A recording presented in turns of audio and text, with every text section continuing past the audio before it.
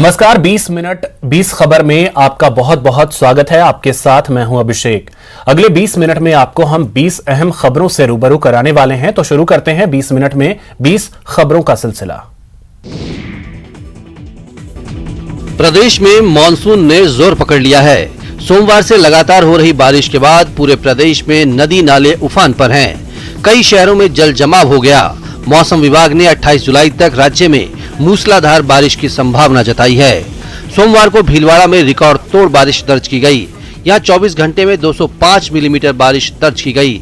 इसके अलावा चित्तौड़गढ़, जयपुर, अजमेर, सवाई माधोपुर, राजसमंद, डूंगरपुर, बांसवाड़ा, कोटा, सिरोही, जोधपुर, पाली, नागौर और जालोर जिले में कहीं कहीं भारी से अति भारी बारिश दर्ज की गई है। राज्य मौसम विभाग के निदेशक ने बताया कि पूर्वी राजस्थान में सर्वाधिक बारिश भीलवाड़ा में 205 मिलीमीटर दर्ज की गई है, जबकि पश्चिमी राजस्थान के जोधपुर तहसील में 175 मिलीमीटर बारिश दर्ज की गई। उन्होंने बताया कि पूर्वी राजस्थान के ऊपर एक परिसंचरण तंत्र बना हुआ है, जिसका असर 2 दिनों तक अजमेर, जोधपुर और उदयपुर संभाग के जिलों में बना रहेगा। प्रदेश में मानसून की जोरदार बारिश कई शहरों के लिए आफत बनने लगी है। श्रीगंगानगर, कोटा, बारा के बाद अब जोधपुर में बरसात का कहर देखने को मिल रहा है। जोधपुर में बारिश कैसी आफत बनी हुई है, इस तस्वीर से आप बखूबी अंदाजा लगा सकते हैं। जहां सोमवार की शाम लगातार 3 घंटे की तेज बारिश के कारण सड़कों पर दरिया बहने लगा। कई गली मोहल्लों में पानी का बहाव इतना तेज था कि सड़कों पर खड़ी गाड़ियां पानी में तैरती नजर आई। बताया जा रहा है कि मानसून के 22 दिनों में जोधपुर की ये पहली तेज बारिश है। सोमवार शाम से मंगलवार सुबह 8 बजे तक 118 mm पानी बरस गया। जलजोग, पारवी रोड, खतरनाक पुलिया, पावटा, मंडोर, जिला कलेक्ट्रेट, नेहरू पार्क आदि क्षेत्रों में सड़कों पर 2-2 फीट पानी भर गया। शहर के कई इलाकों में बिजली गुल हो गई है। वहीं भारी बारिश के कारण जिला प्रशासन ने सरकारी और निजी स्कूलों को छुट्टी के आदेश जारी किए हैं। जोधपुर में मानसून मुसीबत बनकर बरस रहा है। सोमवार को हुई जोरदार बारिश में जहां कई गली मोहल्ले पानी पानी हो गए, वहीं जोधपुर रेलवे स्टेशन में पानी भरने से यात्रियों को काफी दिक्कत का सामना करना पड़ा। रेलवे ट्रैक पर इतना पानी भरा था कि ट्रैक नजर नहीं आए। प्लेटफॉर्म और स्टेशन के बाहर भी जल भराव से यात्रियों को परेशानी झेलनी पड़ी। रेल प्रशासन ने यात्री इस टिकट परिस्थिति ध्यान में रखते हुए कुछ ट्रेनें रद्द की हैं और कुछ ट्रेनों के बीच रास्ते में ही टर्मिनेट कर दिया गया है। यातायात बहाल करने की दृष्टि से रेल प्रशासन राहत कार्यों में जुट गया है। कुछ ट्रेनों को बीच रास्ते में ही रद्द करना पड़ा। जिन ट्रेनों को रास्ते में स्टेशनों पर रद्द किया गया है, उनके यात्रियों को जोधपुर स्टेशन तक पहुंचाने के लिए न सिर्फ बसों की व्यवस्था की गई है, बल्कि उनके लिए खान पान और चिकित्सा सुविधाएं भी मुहैया कराई गई हैं। मंडल रेल प्रबंधक गीतिका पांडे ने बताया कि मुख्य रेलवे स्टेशन पर सक्षम अधिकारियों, नागरिक सुरक्षा टीम और मेडिकल स्टाफ की विशेष तैनाती की गई है। पूरे प्रदेश में झमाझम बारिश का दौर जारी है। पाली में लगातार बारिश से कई कॉलोनियां पानी पानी हो गई हैं। शहर को 2 भागों में बांटने वाले रेलवे अंडरब्रिज भी पूरी तरह से लबालब हो गए। अंडरब्रिज के लबालब होने के बावजूद एक लापरवाह ड्राइवर ने अपनी कार अंडरब्रिज में घुसा दी, जिसके बाद कार पानी में फंस गई और कार सवार लोगों की जान अटक गई। हालांकि स्थानीय लोगों ने सभी कार सवारों को सुरक्षित पानी से बाहर निकाला और फिर कार को अंडरब्रिज से बाहर निकाला। लगातार बारिश को देखते हुए जिला प्रशासन ने मंगलवार को सभी सरकारी और निजी स्कूलों में छुट्टी घोषित कर दी। वहीं भारी बारिश के कारण अधिकांश नदी नालों में उफान है, जिससे कई बांधों में पानी की आवक भी शुरू हो गई है। पीने के पानी का मुख्य स्रोत जवाई बांध का जलस्तर भी करीब 20 फीट पहुंच गया है। जिले में पिछले 12 घंटे में सबसे ज्यादा बारिश सोजत उपखंड में करीब 5 इंच दर्ज की गई, तो वहीं पाली, देसुरी, बामणियावास, हिमावास सहित कई क्षेत्रों में भी 1 से 1.5 इंच के करीब बारिश दर्ज की गई। प्रदेश में भारी बारिश से अधिकतर नदी नालों में उफान है। वहीं सवाई माधोपुर जिले के चौथ का बरवाड़ा उपखंड से गुजरने वाली बनास नदी में पानी की आवक होने से डिडायच पुलिया पर पानी आ गया। पानी पुलिया के ऊपर से गुजरने लगा है, जिसके कारण इलाके के लोगों की आवाजाही बंद हो गई है। हालांकि कई लोग जान जोखिम में डालकर पानी की चादर चल रही पुलिया से ही आवाजाही कर रहे हैं। ये हालात काफी खतरनाक हैं और कभी भी बड़ा हादसा हो सकता है। लेकिन पुलिया पर पानी आने के बाद भी प्रशासन की ओर से सुरक्षा के कोई इंतजाम नहीं किए गए हैं। यहाँ तक कि कोई सूचना बोर्ड भी पुलिया पर नहीं लगाया है। लगता है प्रशासन को किसी बड़े हादसे का इंतजार है। पानी कल से चल रहा है। क्या स्थिति है बनास की, कैसे कह रहे हैं? कुछ नहीं है कि थोड़ा पुलिया नीति बनाई गई है और आवागमन बंद हो जाता है। मतलब यहाँ की सिवाय माधोपुर इटावा बाड़ी सब परेशान होते हैं। पुलिया नीचे बनाई गई है, मतलब ऊंची बनानी चाहिए पुलिया। कब से कब तक चलता है ये पानी यहाँ पर? ये पानी अब जब सुधा डैम का पानी सूख रहा है तो पानी आता रहता है। मतलब आता रहता है। यातायात बंद हो जाते हैं कि यातायात बंद हो जाते हैं। मतलब प्रदेश में मॉनसून की जोरदार बारिश लोगों के लिए मुसीबत बनती जा रही है। प्रदेश के अधिकतर हिस्सों में 2 दिनों से हो रही भारी बारिश ने जमकर तबाही मचाई है। जहां देखो वहां पानी, सड़क से मोहल्ले तक बन गए हैं दरिया। प्रदेश में जारी मॉनसून की जोरदार बारिश के बाद भीलवाड़ा में कुछ ऐसा ही नजारा दिखने लगा है। शहर के कई निचले इलाके पूरी तरह से जलमग्न हो गए हैं। सड़क पर बहते दरिया के बीच सवारियों से भरी एक रोडवेज बस फंस गई। खबर मिलने के बाद सिटी सीओ नरेंद्र दायमा और नगर सभापति राकेश पाठक अजमेर से आई एसडीआरएफ की टीम के साथ मौके पर पहुंचे, जिसके बाद बस यात्रियों को सुरक्षित बाहर निकाला गया। साथ ही बस को भी वहां से ले जाया गया। वहीं एक जगह कार पानी में डूबने लगी, जिससे कार सवारों की जान अटक गई। तभी स्थानीय लोग मौके पर पहुंच गए और कार सवार की जान बचाई। इधर कलेक्टर आशीष मोदी बाइक पर सवार होकर निकले और शहर के बाढ़ग्रस्त इलाकों का जायजा लिया। अजमेर में मॉनसून की मेहरबानी से जहां किसानों के चेहरे खिले हुए हैं, तो वहीं प्रशासनिक लापरवाही ने कई इलाकों के रहवासियों के लिए परेशानी खड़ी कर रखी है।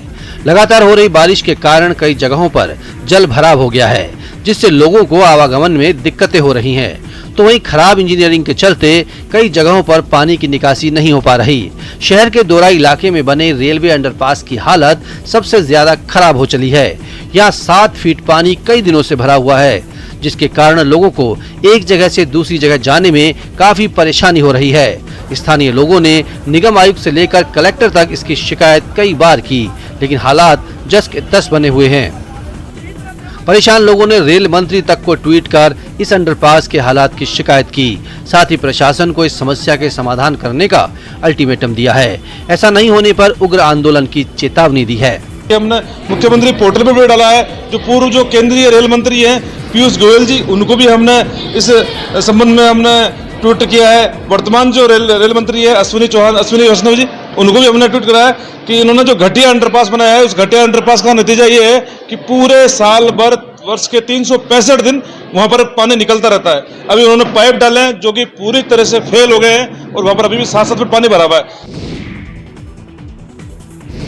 प्रतापगढ़ में पिछले 3 दिनों से हो रही रिमझिम बारिश के बाद मंगलवार सुबह जमकर बारिश का दौर शुरू हुआ, जो कई घंटे तक लगातार जारी रहा, जिसके बाद सड़कें दरिया बन गई। लगातार बारिश से खेतों में भी पानी भर गया है, जिससे किसानों को फसलों के खराब होने का डर सताने लगा है। इधर मूसलाधार बारिश के कारण शहर और आसपास क्षेत्र की नदी नाले उफान पर हैं। उधर 3 दिनों से हो रही बारिश के कारण जनजीवन पूरी तरह से प्रभावित नजर आया। बीते 24 घंटे में जिला मुख्यालय में सर्वाधिक 50 mm बारिश दर्ज की गई। वहीं जिले में अब तक 356 मिलीमीटर बारिश हो चुकी है, जो जिले की औसत का 36% है। जिले में लगातार बारिश के दौर के चलते जिले के 1 दर्जन बांधों में पानी की आवक लगातार बढ़ रही है। 31 मीटर की भराव क्षमता वाला जाखम बांध भी 58% तक बढ़ चुका है। वहीं भवन शिमला का जल स्तर भी 47% से ऊपर पहुंच गया है। पूरे प्रदेश में मॉनसून की भारी बारिश जारी है।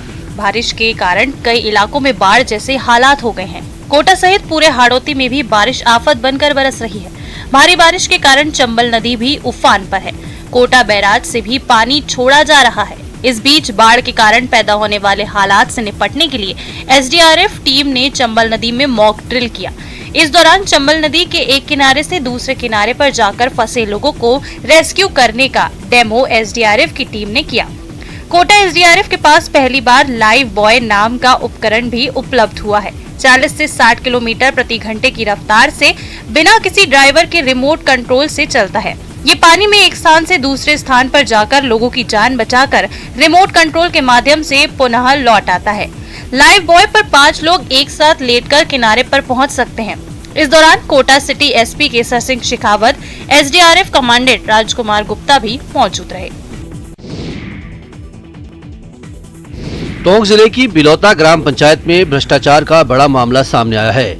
यहाँ भ्रष्ट अधिकारियों ने शिक्षा के मंदिर को भी नहीं छोड़ा। ग्राम पंचायत से लेकर शिक्षा विभाग के अधिकारी बंदरबाट का खेल खेलते रहे। यहाँ तक कि बच्चों की जिंदगी के बारे में भी नहीं सोचा। तभी तो बिना नींव के ही 70 साल पुरानी दीवार पर ही बिल्डिंग खड़ी कर दी। दरअसल शहादत नगर गांव का स्कूल जर्जर होने के बाद विधायक फंड से 5 लाख रुपए जारी हुए थे, लेकिन अब बिल्डिंग निर्माण में पुरानी बिल्डिंग को तोड़कर बिना नींव खोदे ही दीवार खड़ी कर दी गई। भ्रष्टाचार का मामला सामने आने के बाद एसएमसी अध्यक्ष शिवराज मीणा ने ग्राम पंचायत और शिक्षा विभाग के साथ प्रशासनिक अधिकारियों को अवगत करवाया, लेकिन कार्रवाई करने की बजाय भ्रष्टाचार वाले निर्माण को सही और क्वालिटी वाला कार्य बता दिया गया। हालांकि निर्माण कार्य करने वाली एजेंसी के पिछले काम को देखते हुए स्कूल प्रबंधन समिति और ग्रामीणों ने पहले ही सवाल उठाए थे, लेकिन भ्रष्टाचार के सामने किसी की नहीं चली। ग्राम पंचायत की जो कार्यकारी एजेंसी है उसके द्वारा एक प्रकार से घटिया निर्माण करते हुए नींव नहीं खोदी गई है। साथ ही जो 60 से 70 साल पुरानी जो बिल्डिंग थी पुरानी, उसी की जो चूना युक्त जर्जर हालत में नींव है, उसी के ऊपर डीपीसी डाल करके निर्माण कार्य चालू करवाया गया है। बारा की कृषि उपज मंडी के व्यापारी संगठनों में आपसी खींचतान के कारण मंडी प्रशासन ने अनिश्चितकाल के लिए मंडी बंद कर दिया है, जिसके बाद मंडी परिसर सूना पड़ा है। वहीं मंडी व्यापार संघ ने मंडी व्यापार मंडल और मंडी सचिव पर गलत तरीके से मंडी बंद करने का आरोप लगाया है। दरअसल व्यापार मंडल कच्चे व्यापारियों से खरीदे गए माल भुगतान के लिए 12 दिन की अवधि और नगद भुगतान करने पर कैश डिस्काउंट 50 पैसे से बढ़ाकर 55 पैसे करने की मांग कर रहा है। वहीं व्यापार संघ 2 दिन के भीतर नगद भुगतान करने पर प्रति सैकड़ा 50 पैसे कैश डिस्काउंट और खरीदे गए माल का अधिकतम 10 दिन में भुगतान करने की बात पर अड़ा हुआ है। मंडी प्रशासन की मध्यस्थता में हुई व्यापार मंडल और व्यापार संघ की बैठक के बीच सहमति नहीं बन सकी, जिसके कारण व्यापार मंडल के कहने पर मंडी सचिव ने मंडी को अनिश्चितकालीन के लिए बंद कर दिया। मंडी बंद होने की वजह से यहां प्रतिदिन हो रहा 15 से 20 करोड़ का व्यापार बंद है। बीकानेर जिले में बेटियों को आगे बढ़ाने के लिए सकारात्मक माहौल उपलब्ध करवाने के लिए शक्ति अभियान के तहत एक पौधा सुपोषित बेटी के नाम जिला स्तरीय कार्यक्रम आयोजन किया गया। जिले में जन्म के समय घटता लिंग अनुपात और किशोरियों के पोषण के प्रति जागरूकता के लिए मार्च से लेकर अब तक जिले में जन्मी 6,758 बेटियों का जन्म उत्सव मनाया गया। जिले के 1,502 आंगनबाड़ी केंद्रों के अलावा उपखंड और जिला मुख्यालय पर आयोजित कार्यक्रमों में बेटी जन्म पर खुशियां मनाई गई और इन बेटियों के परिजनों को सहजन फली का पौधा, जिला कलेक्टर का बधाई संदेश और घर की नाम पट्टियां भेंट की गई। इस मौके पर कलेक्टर भगवती प्रसाद ने कहा कि सहजन का पौधा पोषक तत्वों से भरपूर है। सहजन फली में दूध की तुलना में 4 गुना कैल्शियम और 2 गुना प्रोटीन पाया जाता है। आपको बता दें कि 3 वर्ष पहले तक बीकानेर में 1000 बेटों पर 983 बेटियां जन्म लेती थी, जो कि इस वर्ष मार्च तक घटकर 955 रह गया है। झुंझुनू के चिड़ावा उपखंड के सारे गांव में ग्राम पंचायत की पहल पर पर्यावरण संरक्षण की दिशा में बड़ा कदम उठाया गया है। इसके तहत गांव सारी में पेड़ लगाओ धरती बचाओ के नारों के साथ 1 मिनट में एक साथ 1100 पौधे लगाए गए। रामकृष्ण जय दयाल डालमिया ट्रस्ट के सहयोग से ग्राम पंचायत में नवीन आदर्श उच्च माध्यमिक विद्यालय और राजकीय उच्च माध्यमिक विद्यालय सारी के छात्र छात्राओं और स्टाफ ने पहले तो गांव सारी में रैली निकाली, फिर पेड़ लगाओ धरती बचाओ के नारों से लोगों को जागरूक किया। इसके बाद मैदान में छात्रों और ग्रामीणों के सहयोग से 1100 पौधे लगाए गए। इस मौके पर सारी सरपंच उम्मेद सिंह बराला ने कहा कि वन क्षेत्र कम होने से वातावरण दूषित हो रहा है।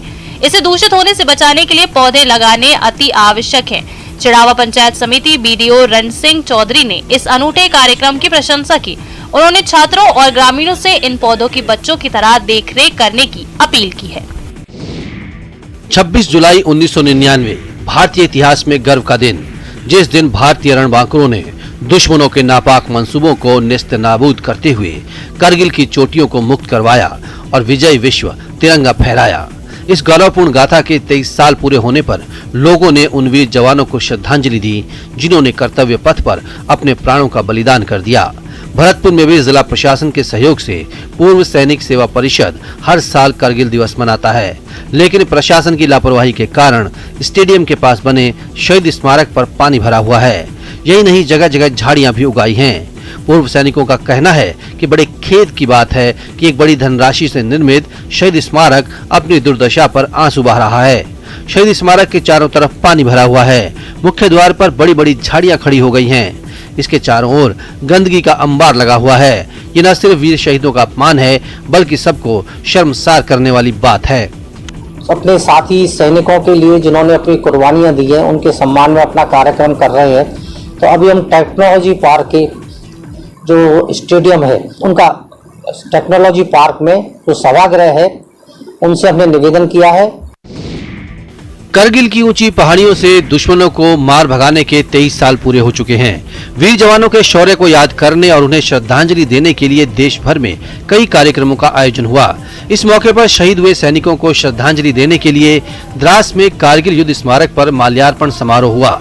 सेना की उत्तरी कमान के general officer commanding in chief lieutenant general Upendra Dwivedi फूलों से सजाए गए द्रास युद्ध स्मारक पर मंगलवार को बलिदानियों को श्रद्धासुमन अर्पित किया। इसके बाद सेना के हेलीकॉप्टरों ने कारगिल युद्ध स्मारक पर आसमान से पुष्प वर्षा की। इसमें लद्दाख की सुरक्षा का जिम्मा संभालने वाली 14वीं कोर के अधिकारियों के साथ लद्दाख प्रशासन के अधिकारी भी शामिल हुए। लेफ्टिनेंट जनरल उपेंद्र द्विवेदी ने द्रास वॉर मेमोरियल पर कारगिल युद्ध के शहीदों को श्रद्धांजलि देने के बाद कहा कि भारतीय सेना की वीरता और जीत के आगे पूरा देश नतमस्तक है। कारगिल विजय दिवस के माध्यम से हम उनके बलिदान को कृतज्ञता की भावना के साथ याद करते हैं, जिसकी याद में हर साल आज के ही दिन विजय दिवस के रूप में मनाया जाता है। देश की राजधानी दिल्ली में सावन की शिवरात्रि के त्योहार को बड़े ही धूमधाम और हर्षोल्लास से मनाया जा रहा है। चांदनी चौक स्थित गौरी शंकर मंदिर, झंडेवालान मंदिर, गाजियाबाद के सुप्रसिद्ध दूधेश्वर नाथ मंदिर में बड़ी संख्या में भक्तों ने भगवान शिव का जलाभिषेक किया और पूजा अर्चना की। दिल्ली के बुद्ध विहार में बड़ी संख्या में श्रद्धालुओं की भीड़ देखने को मिली। सभी भक्तों में जोश और उत्साह देखने को मिला। वसंत कुंज स्थित शिव मंदिर में भक्त सुबह से ही पूरे विधि विधान के साथ भगवान भोलेनाथ की पूजा करते नजर आए। मंदिर के पुजारी का कहना है कि वैसे तो पूरा सावन मास भगवान भोलेनाथ का होता है, लेकिन इस महीने की शिवरात्रि का विशेष महत्व होता है। शिवरात्रि पर भगवान शिव शंकर की पूजा पाठ और पंचामृत से अभिषेक करने से अत्यंत ही पुण्यदायक फल मिलता है। इस दिन पूजा अर्चना करने वाले और व्रत रखने वाले लोगों को सभी परेशानियों और समस्याओं से पूरी तरह मुक्ति मिलती है। इसलिए सभी भक्त 2 मिनट का समय निकालकर मंदिरों में जाकर भगवान भोलेनाथ पर जल जरूर चढ़ाते हैं। श्रावण मास की कावड़ यात्रा अपने चरम पर है। 25 जुलाई को सोमवार और फिर 26 जुलाई को शिवरात्रि होने के कारण बड़ी संख्या में कावड़िए गंगा जल लेकर शिव मंदिर पहुंचे और भगवान भोलेनाथ का जलाभिषेक किया। देवनगरी हरिद्वार इन दिनों शिवमय नजर आ रही है। शहरी नहीं, उसके बाहर भी कई किलोमीटर दूर तक भगवा भगवा ही नजर आया। जहां तक नजर पहुंची कावड़िए ही कावड़िए नजर आए। हर की पौड़ी का नजारा भी पूरी तरह से शिवमय नजर आया। चारों तरफ बम बम भोले के जयकारे गूंज रहे हैं। हर की पौड़ी समेत तमाम घाटों पर गंगा जल लेने वाले कावड़ियों की भीड़ लगी हुई है। हर कोई अपनी